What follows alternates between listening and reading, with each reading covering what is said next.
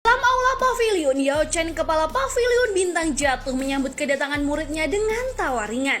Melihat perkembangan kekuatan Xiaoyan yang begitu pesat dan hubungan erat yang telah ia jalani dengan suku naga Void kuno, membuat Yao Chen tersenyum makin lebar. Namun tak mau muridnya saja yang membawa kabar baik, Yao Chen ikut flexing bahwa ia pun punya informasi berharga. Ia menemukan jejak tentang api surgawi peringkat ketiga, yaitu api teratai pemurnian iblis. Mendengar kabar ini, seketika Xiaoyan membelalakan mata penuh keterkejutan. Dengan suara setengah tidak percaya, Xiaoyan bertanya apakah gurunya benar-benar berhasil menemukan potongan keempat dari peta api teratai tersebut. Pikirannya langsung melayang, membayangkan betapa tinggi peluangnya untuk naik ke puncak Daosun begitu berhasil memperbaiki dan menelan api surgawi itu. Namun Yao Chen dengan tenang memperingatkan, menemukan peta lengkap dari api surgawi semacam itu bukanlah perkara mudah. Ia menjelaskan bahwa akan segera diadakan sebuah pameran dagang spasial di dataran tengah dan ada kemungkinan besar potongan terkait peta tersebut bisa ditemukan di sana. Mengingat betapa berharganya api surgawi, Yao Chen mengingatkan Xiaoyan untuk siap mengorbankan harga luar biasa mahal jika ingin mendapatkannya. Namun Xiaoyan yang sudah kadung membulatkan tekad, tidak peduli sedikit pun tentang bahaya atau resikonya. Baginya mendapatkan api teratai pemurnian iblis adalah misi yang harus diselesaikan apapun yang terjadi. Waktu menuju pameran dagang makin menipis, kurang dari sebulan lagi. Tapi kalau Xiaoyan sudah tak sabar ingin berburu api surgawi, sebenarnya dia bisa mulai lebih awal dengan menjelajahi faksi-faksi di dataran tengah yang kabarnya menyimpan koleksi api surgawi, seperti misalnya lembah api berkobar. Saat itu Feng Xian sempat bertanya apakah Xiaoyan tahu faksi mana yang punya simpanan api surgawi terbanyak di seluruh benua. Xiaoyan hanya bisa bengong, bingung tak tahu jawabannya, sampai akhirnya Abah Yao Chen memberi bocoran jika faksi yang dimaksud adalah klan Yan, salah satu dari 8 klan kuno paling legendaris di benua Douqi. Yao Chen lalu menjelaskan faksi-faksi seperti menara, aula, 2 sekte, 2 lembah, dan 4 pavilion yang sering disebut-sebut sebenarnya hanyalah kekuatan umum yang dikenal luas. Di balik itu semua ada faksi-faksi rahasia yang kekuatannya jauh lebih dalam, salah satunya adalah 8 klan kuno. Salah satu klan itu adalah klan Gu, klan dari Sun Er, gadis yang tak lain adalah kekasih hati Xiaoyan. Selain itu ada juga klan Hun, serta klan Yan, klan Yao, klan Si, klan Li, dan klan Ling. Mendengar daftar itu, Xiaoyan tanpa sadar menahan nafas. Tapi ada sesuatu yang mengganjal, dia merasa ada satu klan lagi yang belum disebutkan. Melihat tatapan Xiaoyan yang penuh rasa ingin tahu, Yao Chen terdiam sesaat menatap muridnya dengan dalam sebelum menghela nafas dan mengungkapkan, klan terakhir itu adalah klan dari Xiaoyan sendiri, yaitu klan Xiao. Yao Chen pun melanjutkan menceritakan bahwa semua klan kuno memiliki darah keturunan Daodi. Sayangnya dalam kasus klan Xiao, garis darah Daodi hanya bertahan sampai leluhur mereka Xiao Xuan. Setelah Xiao Xuan tidak ada lagi keturunan Daodi baru yang lahir. Meskipun garis darah itu digerakkan sekuat tenaga, hasilnya nihil hingga akhirnya dianggap terputus. Karena itulah Yao Chen tidak bisa merasakan aura keturunan Daodi dalam tubuh Xiaoyan. Namun sambil tersenyum dan menepuk lembut kepala muridnya, Yao Chen berkata bahwa meskipun Xiaoyan tak memiliki warisan darah Daodi, ia tetap percaya penuh bahwa Xiaoyan bisa membangun kekuatannya sendiri, bahkan mungkin menubuhkan garis darah Daodi baru dengan usaha dan tekadnya. Xiaoyan pun membalas dengan senyuman percaya diri. Dia tak gentar sedikit pun menghadapi para ahli muda dari klan kuno yang selalu membanggakan garis keturunan mereka. Xiaoyan yakin kerja keras sejati tidak pernah mengkhianati siapapun, bahkan tanpa darah Daodi di dalam dirinya. Obrolan tentang klan kuno itu membuat Xiaoyan jadi penasaran. Ia bertanya polos bagaimana mungkin Abah Yalo bisa tahu informasi yang begitu mendalam tentang dunia tersembunyi ini. Dengan tawa kecil, Yao Chen akhirnya mengaku bahwa dirinya sendiri sebenarnya berasal dari klan Yao, salah satu dari 8 klan kuno tersebut. Namun kisahnya tidak indah. Yao Chen menjelaskan bahwa darah Daodi yang mengalir di tubuhnya sangatlah tipis dan setelah gagal menjalankan sebuah misi penting di masa muda, dia akhirnya dikeluarkan dari klan. Sejak saat itu, Yao Chen berkelana seorang diri selama hampir 1 abad, menekuni bidang permunian pil dengan sepenuh hati, berharap suatu hari diakui kembali oleh klannya. Tapi waktu berlalu dan harapan itu perlahan sirna.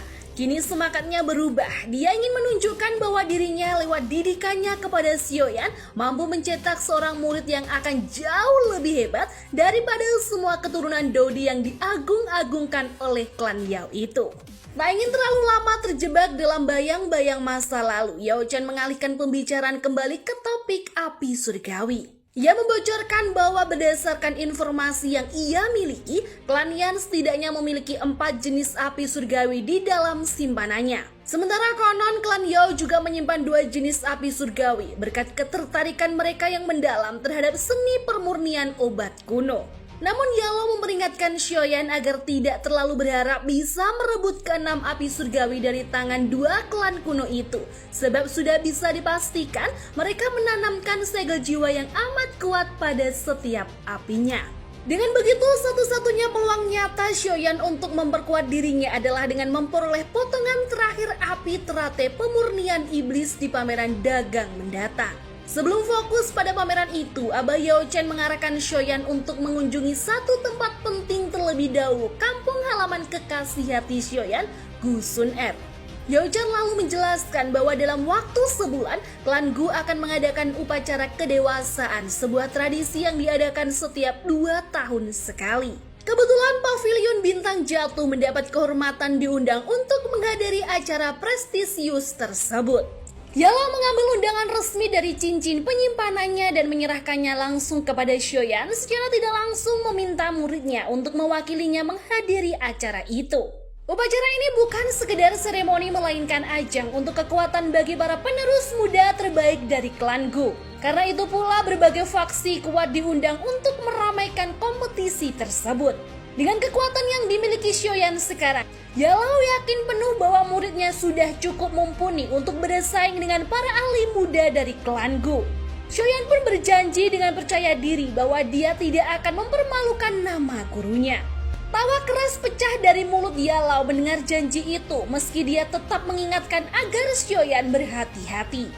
Yalo menyarankan agar Xiaoyan membawa Tianhuo dan Xiaoyixian bersamanya. Kebetulan Tianhuo baru saja menebus bintang 6 Dousun setelah menerima beberapa pil pemurnian dari Yalo. Sementara itu, Xiaoyixian tengah berada di sebuah makam kuno, tempat di mana Yalo dulu menemukan metode pengendalian racun yang telah membantu Xiaoyixian menstabilkan tubuh beracunnya. Sambil menunggu Xiaoyixian menyelesaikan latihannya, Xiaoyan memutuskan tetap tinggal di Pavilion Bintang Jatuh untuk mengasah kekuatan spiritualnya. Ia teringat penjelasan Tianhuo tentang 4 tingkatan kekuatan spiritual. Tingkat fana, tingkat jiwa, tingkat surgawi, dan tingkat di. Berdasarkan hitungan dirinya sendiri, saat ini Xiaoyan adalah seorang alkemis puncak tingkat 8 awal dan kekuatan spiritualnya berada di tahap awal tingkat jiwa. Merasa waktunya tepat untuk berkembang, Xiaoyan pun mengeluarkan gulungan kulit kuno berisi metode pelatihan jiwa, hadiah yang ia dapatkan setelah memenangkan kompetisi pil sebelumnya. Teknik ini dikenal sebagai keterampilan jiwa tunggal, metode langka dari zaman kuno yang sudah pernah dicoba oleh Abah Yalo, meski Yalo sendiri belum sepenuhnya mampu menyempurnakannya. Dengan hati-hati, Xiaoyan mempelajari metode tersebut, menemukan berbagai keunikan dan kompleksitas dalam teknik itu.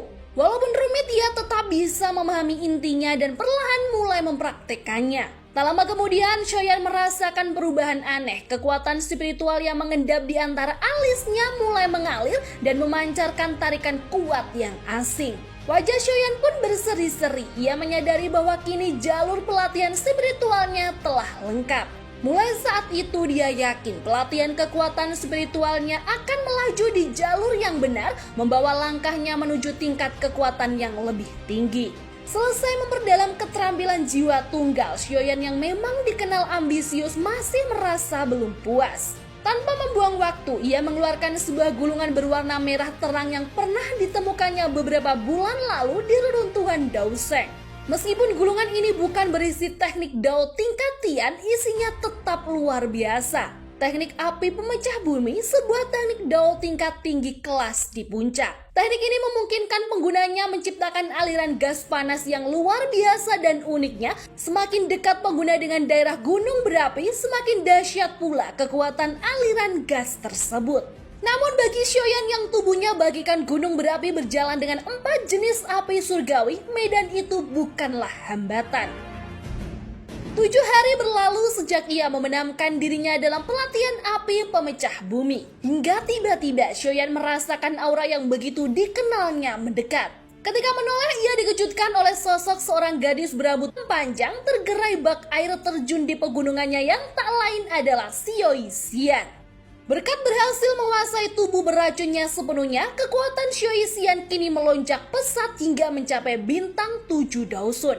Shoyan merasa sedikit ciut sebab setelah menelan api surgawi, ia sendiri hanya naik ke bintang 5 Daosun meski sebenarnya kekuatannya bisa menyaingi bintang 6 atau 7, bahkan mungkin mendekati bintang 8. Di sisi lain, King Lin dan Tianhuo juga mengalami kemajuan luar biasa, kini sama-sama mencapai bintang 6 Daosun.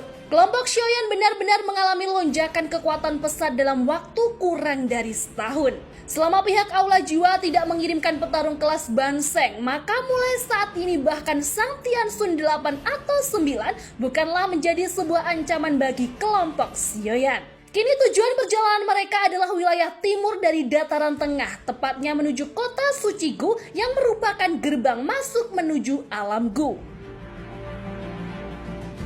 Singkat cerita, kelompok Shoyan yang terdiri dari 4 orang pun segera meninggalkan pavilion bintang jatuh. Tidak butuh waktu lama, mereka pun akhirnya tiba di wilayah timur. Setibanya di pinggiran kota suci, pandangan Shoyan langsung tertuju pada sebuah lapangan batu raksasa yang menjulang megah. Lapangan ini dikenal dengan sebutan lapangan Batu Gu. Tempat ini kini telah dipenuhi oleh banyak ahli dari berbagai penjuru termasuk rombongan Shoyan sendiri. Melihat sekeliling, Xiao Xian tersenyum dan memastikan bahwa mereka telah sampai di lokasi yang sesuai dengan petunjuk peta dari Yao Chen. Saat mengamati sekeliling, Shoyan bisa merasakan betapa kuatnya aura para ahli yang ada di tempat itu. Beberapa bahkan terlihat cukup berbahaya hingga layak diwaspadai jika suatu saat harus bertarung. Tak ingin membuang-buang waktu, Shoyan yang mulai bisa melihat bayangan kota Gu di kejauhan langsung mengajak rekan-rekannya untuk segera bergerak menuju pusat kota. Tak butuh waktu lama, hanya sekitar 10 menit kemudian, kota Gu yang sebelumnya tampak samar kini sudah berdiri megah di depan mata. Dari kejauhan, Shoyan bisa merasakan aura kuno yang sangat kuat memancar dari kota tersebut. Ia juga melihat penghalang cahaya transparan yang meskipun tampak tipis, namun memancarkan tekanan luar biasa sampai-sampai membuat semua orang terdiam dan berhati-hati. Menurut informasi dari Tianhuo, kota suci Gu ini sudah berdiri sejak zaman kuno dan dibangun oleh para elit Daodi sebagai penghormatan terhadap seorang tokoh besar dari masa lalu. Demi menjaga kehormatan kota ini, seluruh pengunjung dilarang terbang dan wajib berjalan kaki jika tidak ingin merasakan tekanan yang jauh lebih besar dari penghalang tersebut. Shoyan pun tidak banyak membantah. Ia mematuhi arahan dari Tianhuo, orang yang paling berpengalaman di antara mereka, dan akhirnya mereka berempat berhenti tepat di depan gerbang masuk kota suci Gu. Di sana mereka menunjukkan undangan hitam kepada para penjaga berbaju zirah yang berdiri kokoh menjaga pintu kota.